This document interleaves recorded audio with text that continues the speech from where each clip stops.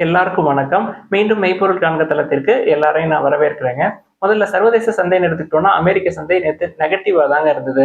Nasdaq ஒரு 162 point town, tau வந்து ஒரு 106 பாயிண்ட் டவுனு, S&P 500 ஒரு 31 பாயிண்ட் டவுனுங்க. எலான் மஸ்க்குக்கும் ட்ரம்ப் அவர்களுக்கும் கருத்து வேறுபாடு மறைமுகமா இருந்தது இவ்வளவு நாளா. இப்ப வெளிப்படாவே 2 பேரும் மாத்தி மாத்தி பேசிக்கிறாங்க. எலான் மஸ்க் அவர்கள் என்ன சொல்றாரு, என்னுடைய சப்போர்ட் இல்லாம ஒரு பிரசிடென்ட் ஆயிருக்க முடியாது அப்படின்னு சொல்லி இவரு சொல்றாரு. தென் ட்ரம்ப் ஜி ஜின்பிங் பேச்சுவார்த்தை நடந்தது இல்லையா, அது ஒரு பாசிட்டிவ் கன்க்ளூஷன் நோக்கி போயிருக்கு அப்படின்னு சொல்லி ட்ரம்ப் அவர்களே சொல்றாங்க.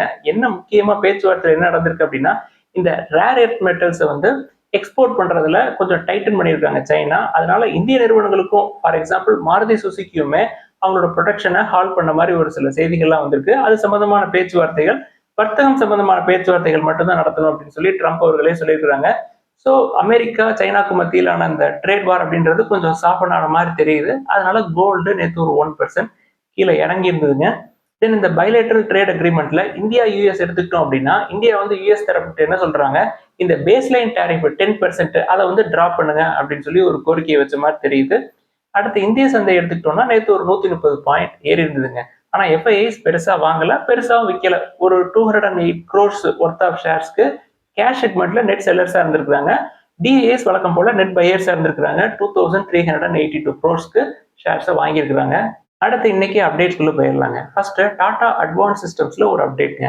கம்பெனி வந்து பிரான்ஸ் நாட்டு நிறுவனம் டசால்ட் ஏவியேஷன் அவங்க கூட ஒரு டைப் போட்டிருக்காங்க. எதுக்கு அப்படின்னா, இந்த ரஃபேல் ஏர்கிராஃப்ட் இருக்கு இல்லையா, அதுக்கான ஃபியூசிலேஜஸை ரெடி பண்றதுக்கு இந்த அக்ரிமெண்ட் போட்டிருக்காங்க. ப்ரொடக்ஷன் வந்து இந்தியாவில் நடக்குங்க. ஹைதராபாத்ல ஒரு ஃபெசிலிட்டி நம்ம போடுவோம் அப்படின்னு சொல்லியிருக்காங்க. ஃபினான்ஷியல் இயர் 28ல அந்த ஃபெசிலிட்டில இருந்து வெளில வரும் 2 ஃபியூசிலேஜ் அப்படின்ற மேனிக்கு தயாரிப்பாங்க. இந்த ஃபியூசிலேஜ் ப்ரொடக்ஷனை பொறுத்த வரைக்கும் பிரான்ஸுக்கு வெளியில இருக்கிற ஃபர்ஸ்ட் ஃபெசிலிட்டி இந்த ஹைதராபாத் ஃபெசிலிட்டியா தாங்க இருக்கும். டாடா குரூப் தான் பண்றாங்க. அடுத்து 2வது அப்டேட் டாடா எலக்ட்ரானிக்ஸ்ங்க. டாடா எலக்ட்ரானிக்ஸை பொறுத்த வரைக்கும் ஐபோன் மேனுஃபேக்சரிங் ஃபெசிலிட்டி தென் அசம்பிளி இதெல்லாம் அவங்க பண்றாங்க அப்படின்றத நம்ம ஏற்கனவே பல தடவை பேசியிருக்கோம்.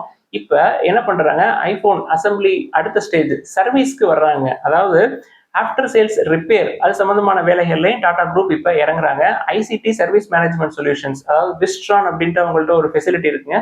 அந்த ஃபெசிலிட்டியில அவங்க சர்வீஸ் ஓரியன்ட் ஒர்க் எல்லாம் வந்து இனிஷியேட் பண்ணுவாங்க அப்படின்ற மாதிரி தெரியுது. இந்தியாவை பொறுத்த வரைக்கும் செகண்ட் லார்ஜஸ்ட் மார்க்கெட்டுங்க ஐபோன்ஸ்க்கு. 2020ல ஐபோனோட மார்க்கெட் ஷேர் இந்தியாவில் 1% இருந்ததுங்க. இப்போ லாஸ்ட் 1 இயர் எடுத்துக்கிட்டோம் அப்படின்னா நம்ம மார்க்கெட் ஷேர் அப்படின்றது ஐபோனுக்கு மார்க்கெட் ஷேர் இந்தியாவில் அப்படின்றது 7% ஆயிருக்கு. இந்த லாஸ்ட் 1 இயர் மட்டும் 11 மில்லியன் ஐபோன்ஸ் வித்திருக்கிறாங்க இந்தியாவில். ஸோ டாடா குரூப் வந்து ஐபோன்ஸை பொறுத்த வரைக்கும் மேனுஃபேக்சரிங் அசம்பிளி போக ரிப்பேர் அண்ட் சர்வீசஸையும் பண்ணுவாங்க அப்படின்றது தெளிவாக தெரியுதுங்க. அடுத்து பிளிப்கார்ட்ல ஒரு அப்டேட்ங்க. பிளிப்கார்ட்டுக்கு வந்து Reserve Bank of India lending business பண்றதுக்கு அப்ரூவல் கொடுத்துருக்காங்க. ஒரு என்பிஎஃப்சி மாதிரி அவங்க வந்து லெண்டிங் பிசினஸ் பண்ணலாம் அப்படின்னு சொல்லி அப்ரூவல் கொடுத்துருக்காங்க. இது வரைக்கும் இந்த வால்மார்ட் ஓன் பிளிப்கார்ட் என்ன பண்ணிட்டு இருந்தாங்க அப்படின்னா, axis bank, IDFC first bank கூட டைப் போட்டு இந்த லெண்டிங் பிசினஸ் பண்ணிக்கிட்டு இருந்தாங்க. இனி வரக்கூடிய காலங்களில் அவங்களோட ஃபின்டெக் ஆப் சூப்பர் மணி அப்படின்ற ஆப் மூலமா அவங்களே வந்து லெண்டிங் பிசினஸ் பண்றதுக்கு ஆர்பிஐ அப்ரூவ் கொடுத்துட்டாங்க. பிளிப்கார்ட்டை பொறுத்த வரைக்கும் இந்தியாவில் இதாங்க first e commerce company RBI approval வாங்கினது லெண்டிங் பிசினஸ்க்காக. நெக்ஸ்ட் இயர் நம்ம பிளிப்கார்ட்டோட ஐபிஓ எதிர்பார்க்கலாம். அடுத்து சென்ட்ரல் பேங்க் ஆஃப் இந்தியாவில் ஒரு அப்டேட்ங்க. கம்பெனி வந்து Future Generali India insurance company limited, Future Generali India life insurance company limited இந்த 2 நிறுவனத்திலையும் ஒரு 25% ஸ்டேக்கு அக்வயர் பண்ணியிருக்கிறாங்க.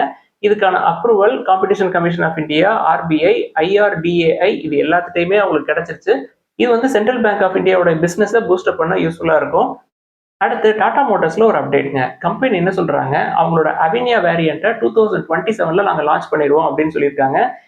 டாடா மோட்டார்ஸை பொறுத்த வரைக்கும் அவங்களோட அவினியா வேரியன்ட் மூலமா ரேடிக்கல் டிசைன் அண்ட் ஜென்3 ஆர்கிடெக்சர் சைடு ஷிஃப்ட் ஆக ஆரம்பிக்கிறாங்க. இது டாடா மோட்டார்ஸ்க்கு நல்ல செய்தி. அடுத்து ஆதித்யா பிர்லா குரூப்ல ஒரு அப்டேட்ங்க. கம்பெனி வந்து கார்கில் அப்படின்ற speciality chemical company, US based கம்பெனியை அந்த கம்பெனியை இவங்க அக்வயர் பண்றாங்க. எதன் மூலமா அப்படின்னா, இவங்கள்ட்ட ஸ்பெஷாலிட்டி கெமிக்கல், அதாவது ஆதித்யா பிர்லா கெமிக்கல்ஸ் தாய்லாந்து இவங்களோட சப்சிடரி கம்பெனி, அதன் மூலமா கார்கில் ஸ்பெஷாலிட்டி கெமிக்கல்ஸ் அக்வயர் பண்ணியிருக்காங்க. இந்த அக்விசிஷனோட சேர்த்து ஆதித்யா பிர்லா குரூப்புக்கு யூஎஸ்ல மட்டுமே இன்வெஸ்ட்மெண்ட்ஸ் அப்படின்னு எடுத்துக்கிட்டீங்கன்னா $15 பில்லியன் இருக்குங்க.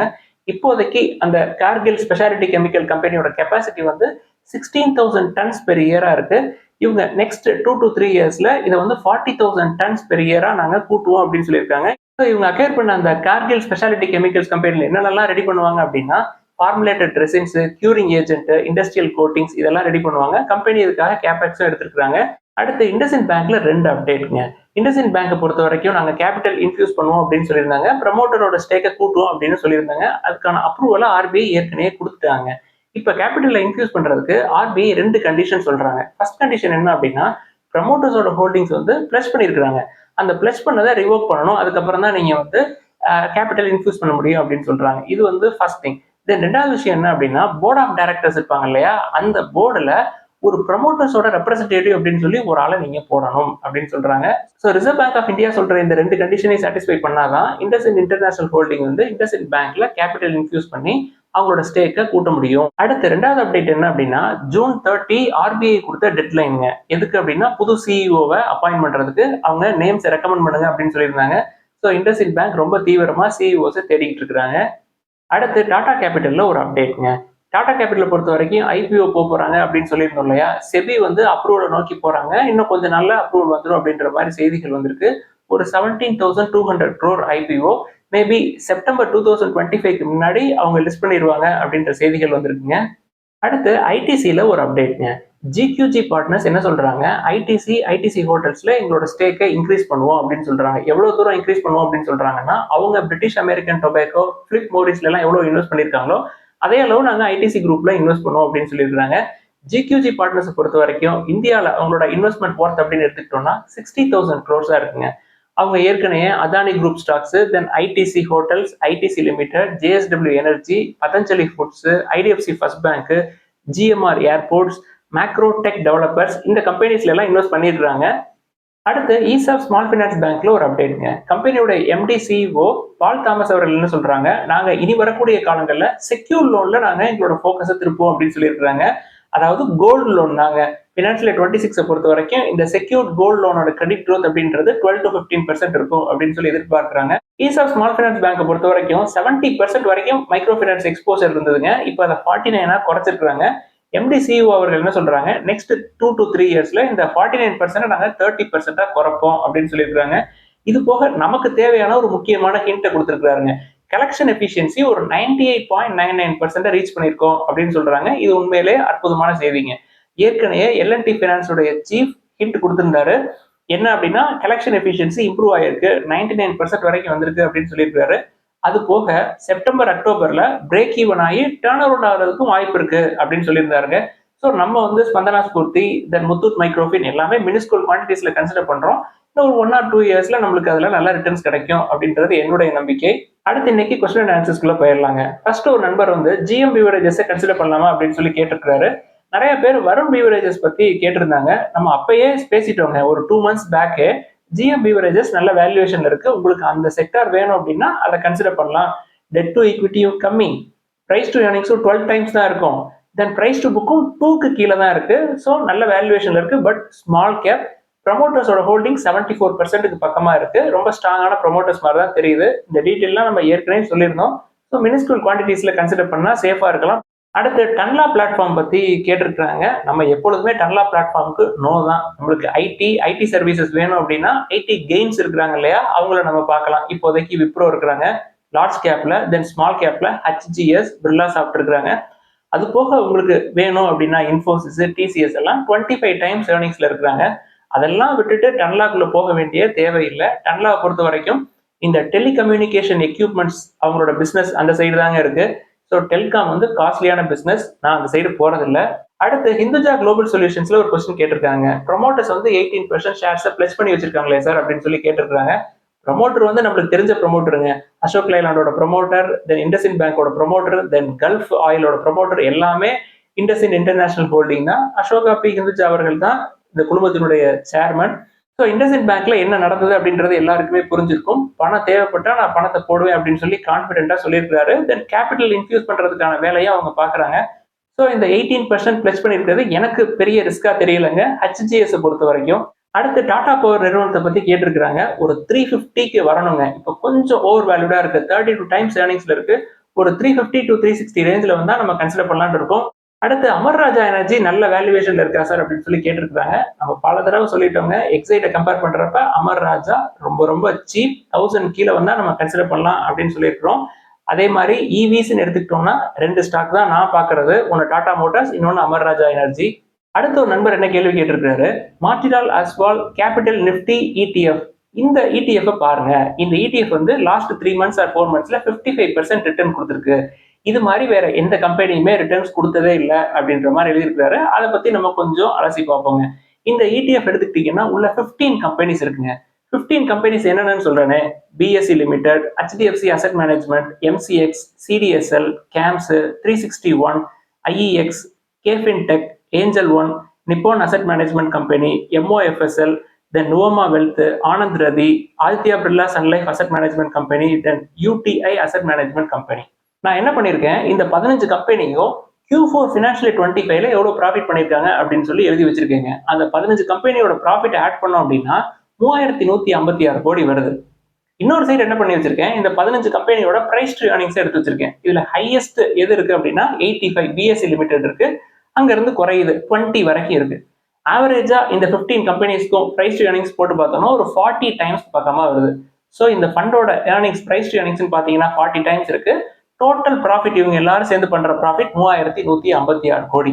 நண்பர் வந்து இது நல்ல ரிட்டர்ன்ஸ் கொடுத்துருக்கு அப்படின்னு சொல்றாரு. லாஸ்ட் 3 மாசத்துல இது மாதிரி வேற எதுவுமே கொடுத்ததில்ல அப்படின்னு சொல்றாரு.